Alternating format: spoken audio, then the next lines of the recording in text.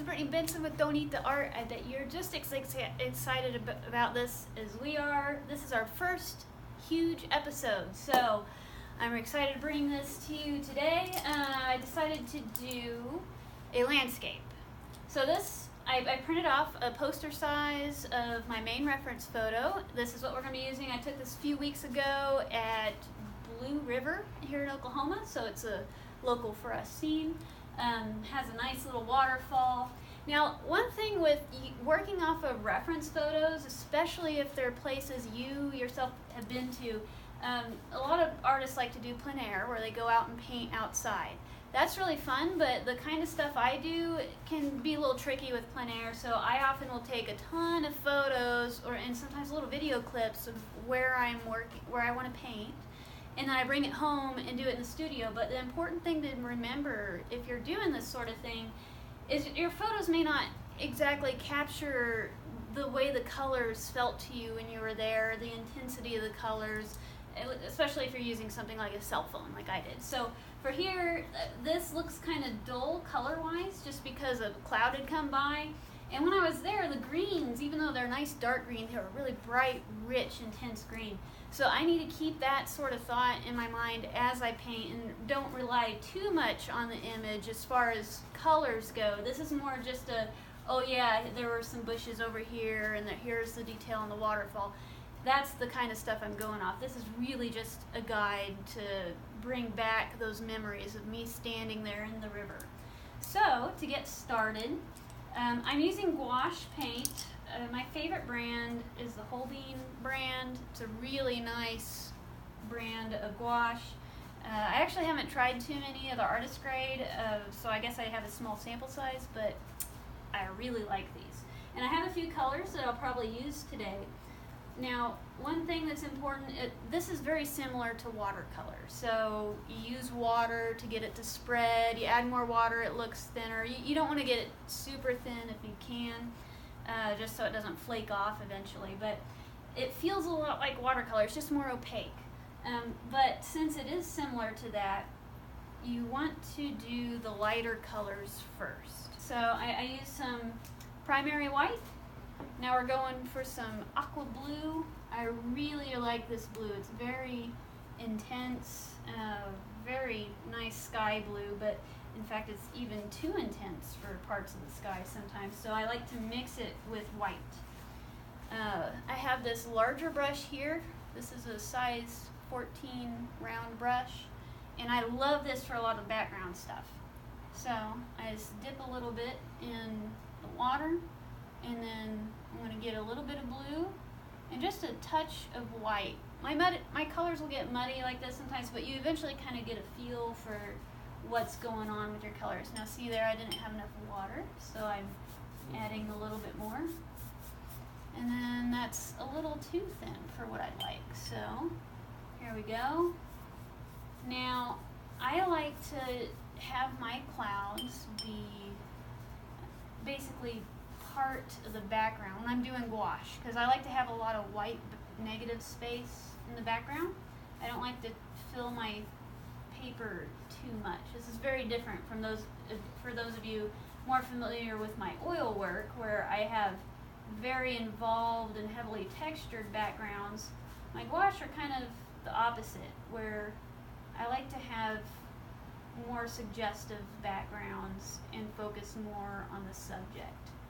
And this is another thing when painting too. This is a pretty complex scene. We've got all kinds of species of plants. We have all this detailed water. We've got the clouds and the trees. I mean, little tiny rocks. You know, it's this really impressive scene.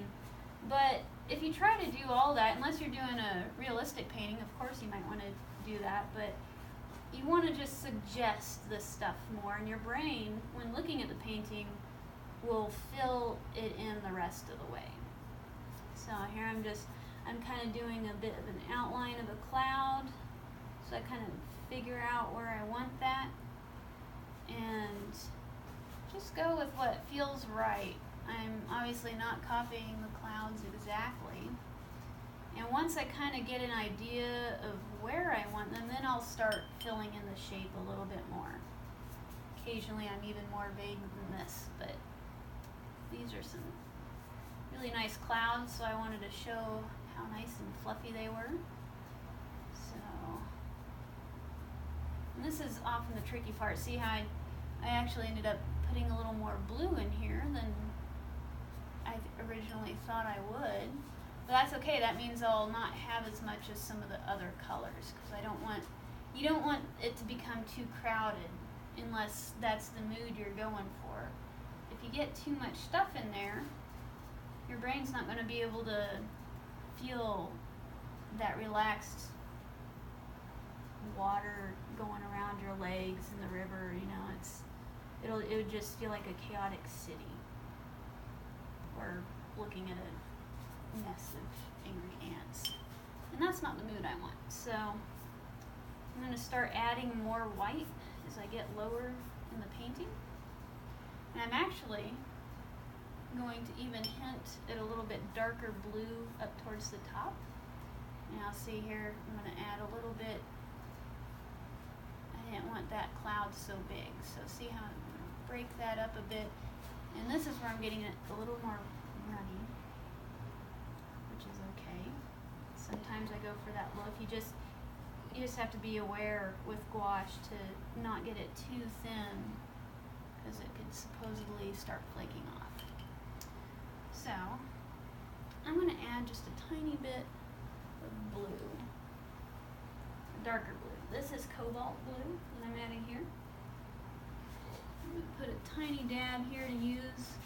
Tricky thing with gouache is it dries really fast. I mean, that's one of the things I like about it, especially since I'm usually a oil painter, where I paint a background and then I have to wait for months, sometimes up to a year or more for some of that heavy texture to dry. So the gouache is a nice escape for me to get some instant gratification. I'm an impatient person, so I kind of like getting to have something right then once in a while.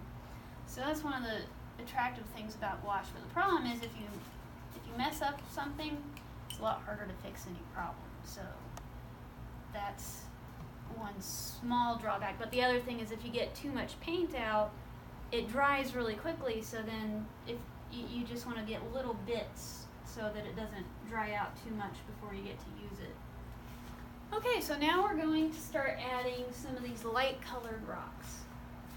Just kidding, I totally realized we just forgot to do the actual waterfall. So what we're going to do is that first. Ha ha ha.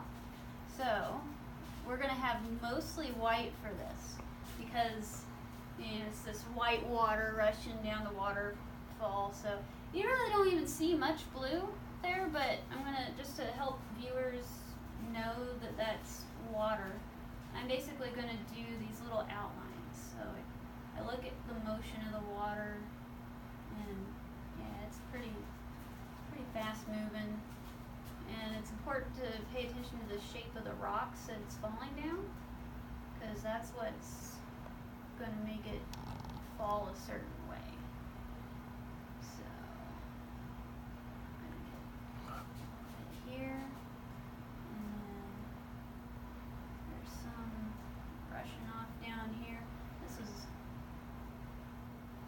a really impressive waterfall. It wasn't very large, but height-wise, it wasn't very tall, but it was really wide.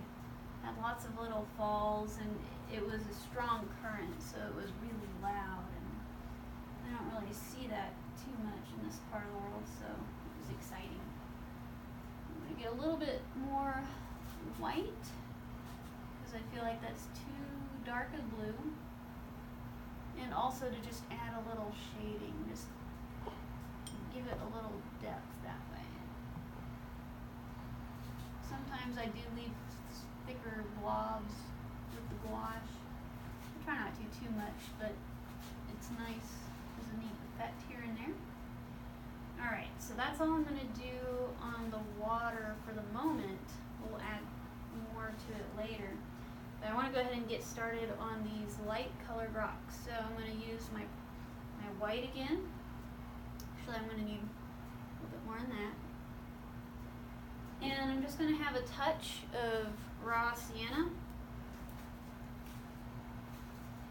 And one thing to remember, and this goes for any paint you're using, when you're going for a light color, you need very little of the darker color in the mix, because it takes just so little to give it that right color. So see, we've got a nice, it's pretty pale right now and kind of hard to see, but when we get to adding the line work, it'll be a lot more obvious.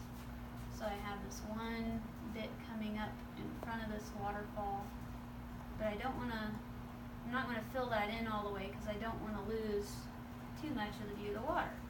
But I definitely want to hint at the shape and the size of this large rock here. And I've got rock over here. It's actually all part of the same rock, I think, but they're little blobs. And then actually I'll switch brushes for that spot. So let's go ahead and finish these smooth light gray rocks, or light brown, I guess. Now see, I got a little too much of the raw sienna there. So I'm going to go in with a little white. That helps lighten it up. And when that's completely dry, if I wanted to make it even lighter, I can do that. It's a little harder to change the color a whole bunch when it's still wet. But I try anyway sometimes, because why not? Alright, and now I'm ready to add just a little bit of darker brown, because see, it has a little bit of grayish brown. So what I do is I have some dried brownish black over here, and I'm just kind of reactivating it. I have some mostly white paint that I'm bringing in to dab into this dried paint to mix in just a little bit of that pigment, because I really don't need a lot. And then I'm kind of adding these stripes here in here. But not too much. I'm not going to add them all. I just want to kind of help give this rock weight and shape. And since this isn't super representational, we can get away with that sort of thing. Now see, in this rock, it's exposed, but you can see the parts of the rock that are always wet. So kind of add a little bit of that, shows off just how active this waterfall is, that these rocks are always having water levels moving up and down throughout the day. There we go. Now I'm going to switch brushes, because I want to hint at this gravel here. I'm not going to go too crazy with it, but I need a different brush for that.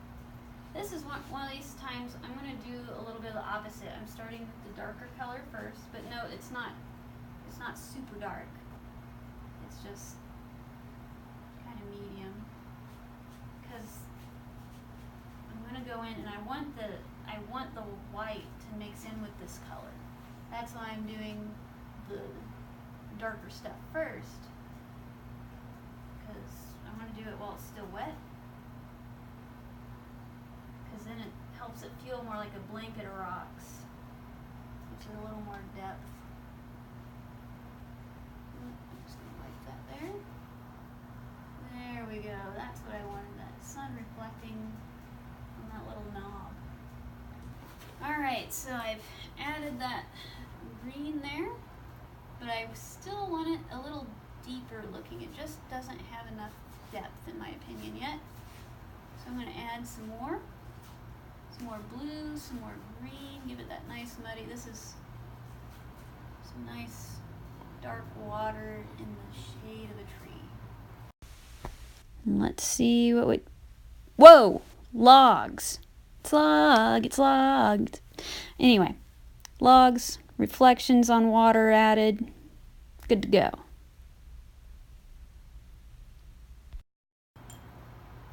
It's all good. Alright, now we get to do the veg. Bring in the green. Okay, so the colors I'm going to use for the vegetation are going to be a mixture. I'm going to have a touch of permanent yellow. I'm not going to use too much of that, but that, even if I'm not having yellow, it really helps brighten some greens, especially where it's in the full sun. And I've got this permanent green light. It's very intense green. and olive green. Right there. Now that's the one I'm probably going to use the most of. But I'm also going to have on hand just a touch of black for those darker spots. Dun dun dun dun! What's going to happen? It's going to appear. Let me show you. Bam! Leaves. Out of nowhere. Amazing. Seriously though, these are pretty simple little blobs. I didn't get the shape too exact. Kind of rough it out on the veg. There's some grass. I'll add a little baby tree popping out the side of the waterfall. It's nice lime green. So just go with the flow on the veg. You'll be fine.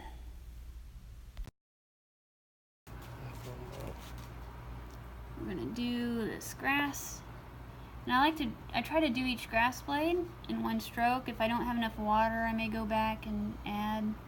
You see, it's this nice, I'll do different shades of green too to kind of help with that three-dimensional look.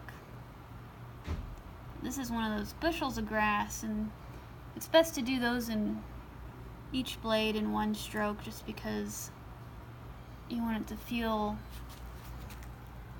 continuous. You don't want any stops or anything like that. So if you do go over it again, try to trace it over again. Let's get a little bit darker here and get it a little.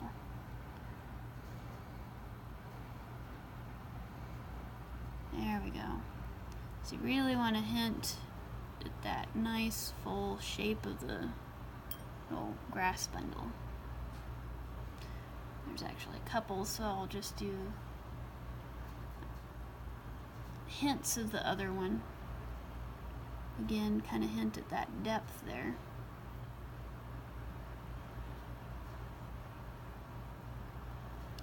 Alright, and then we're going to go in, we're going to bring in a little black into some brown.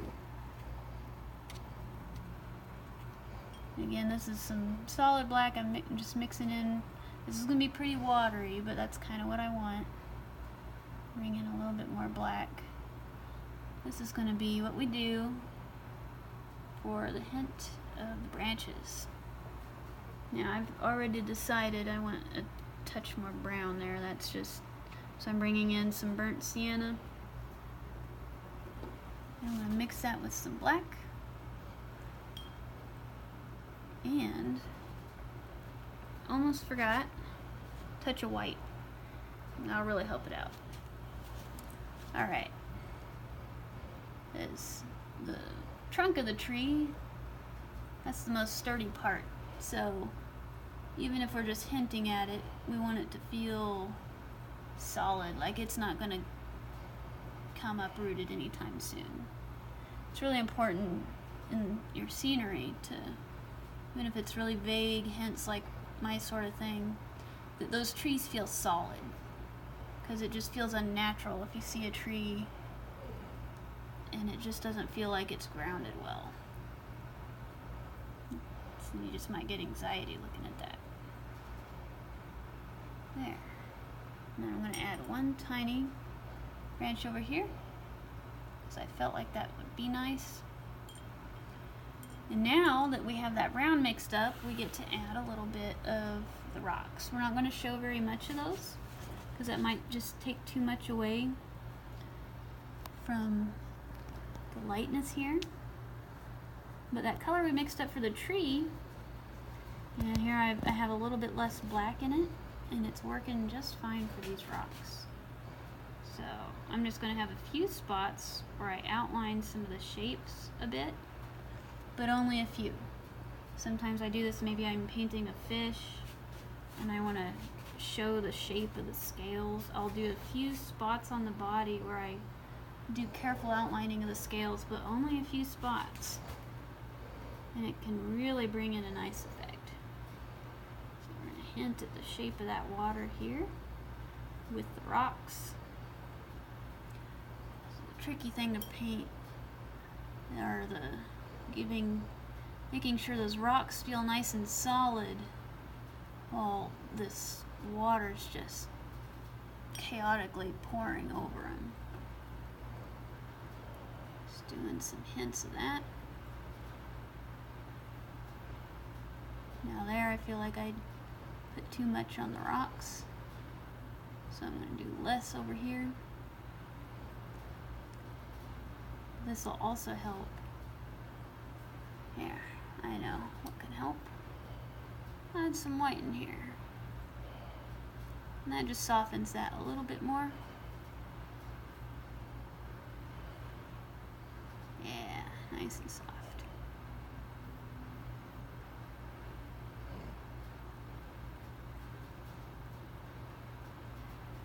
There.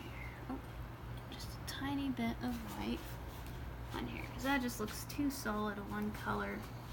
These rocks are pretty funky, so I don't want to cheat them out of their detail too much. It's hard to find a balance with that sometimes, to hint at detail without actually providing too much of it. Okay. I think I do want a little bit more on the veg, so we're just going to take the big brush. I'm kind of blobbing it in here like crazy. This tree just doesn't feel like it's adding enough. Because we do want to hint at that, how solid the tree line is. It's very, this is buried in a forest and it's really quite nice, so we don't want to take too much of the forest away. So, about ready here. A little bit more of that lime green. Yeah, look at that. That's nice. Now, we haven't shown this part, but one thing to remember when you're using gouache and you're switching color, especially since you're going from lighter to darker most of the time, is you want to change your water frequently. Because if you have muddy water and you're trying to do some sky blue or something, but it looks like this, you're going to get the sky that looks like puke. So you don't want to do that. But since I'm about to do black line work, I don't care that it's all muddy.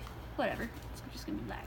So, alright guys, now this is the last step of the painting, unless I decide to add a little something extra later. I like to go and do my line work. So I have this really fine 3-0 round brush. Sometimes I get even smaller brushes. Now this is where it really comes to life. So see, we have these really pale rocks. And then I add this thin line work. And it really makes them pop.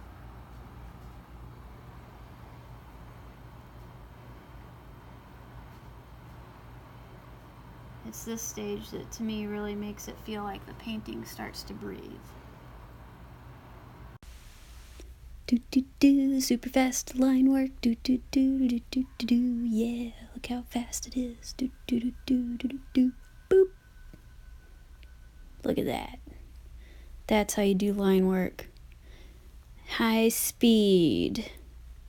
Now seriously, this is a slower process than most. Takes a lot of time, goes really slow, it's really tedious, but the result is amazing. Ta-da! You know, guys, as tempting it is, I mean, I literally just almost ate this painting, and I was gonna wash it down with this delicious green juice here. Don't eat it. Don't eat the art. It's very important. Don't eat it. I almost did. Go to the hospital if you do. I'm the film guy. Brittany's usually one in the front, not me.